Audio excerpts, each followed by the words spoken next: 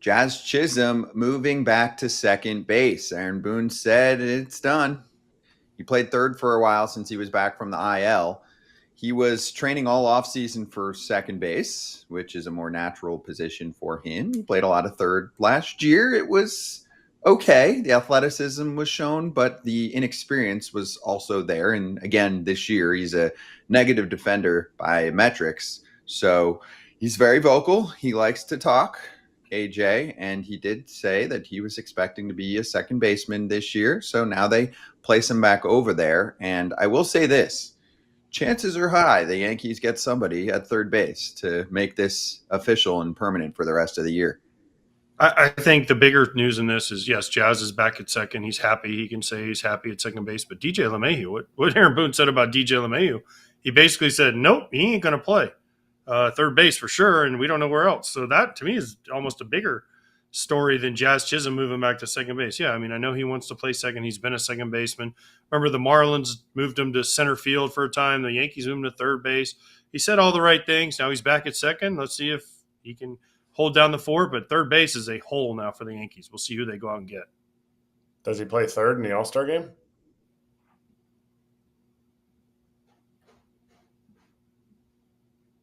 I mean, that's what he made the team as. So. You feel like that's okay? Just one game, even though he's super focused on just being a second baseman? I feel like he'll live. That's okay. He said, I'll give you one or two of the quotes. Everybody knows I'm a second baseman. Of course, I want to play second base, but whatever it takes to help the team win, if that's what the team chooses, that's what I got to do. I don't write the lineups. You feel me? I'm playing every day, so it's hard to be upset. Yes, I know I'm a second baseman. I know I'm better at second base, but at the end of the day, I still have to play third. I just have to deal with it. This was in the past, week or so leading up to the change here. Do you think that he privately started to express that he didn't want to play third base anymore, AJ? I mean, he is, by metrics, by eye test, by everything else, a second baseman over a third baseman. I think that's obvious. Plus, yeah, I mean, he hasn't spent a lot of time at third base.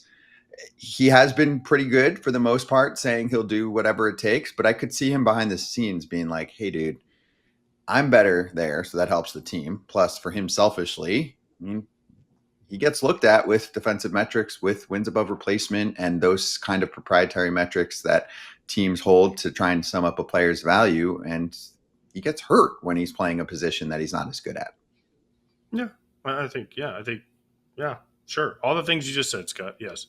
If he's more comfortable at second base, and stick him at second base and hope that he goes out and does the best he can. But again, this brings back the hole at the third base for the Yankees. Who do they get? Arenado, Suarez. I mean, there's a list. McMahon. There's a whole list of guys that they could go out and try and get. So that's what's interesting here is who fills this hole when they go out and make a move.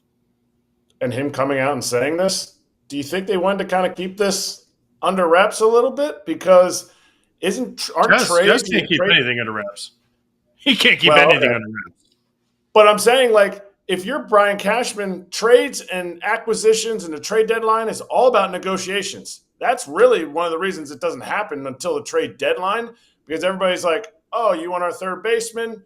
We want all 9 of your last first-round picks. No? Okay, we have 30 seconds left to do it. Okay, we'll take your 10th best prospect. This really puts Cashman and the Yankees in kind of a trade acquisition, like negotiation corner, because now they're like, you don't even have a third baseman. Hi, we're the Rockies. We know you love Ryan McMahon. We want the world for him, even though he's hitting .212 this year. How about Ke'Bryan Hayes? If you want defense, and the Pirates ain't paying anything back, so the Pirates would have to buy back. They would have to buy the other prospects because the Yankees are going to be taking on a lot of contract. And I get it, it's defense, but when have the Yankees made – I mean, is that the move? Bolster your offense by bringing in Ke'Bryan Hayes? No, I mean, that's not going to bolster the offense unless you think he needs a change of scenery and you can unlock something. He is an elite defender, but I'm just playing to your point of the Yanks not having to give up much. I mean, you'd be giving up money. They're in no short supply of that.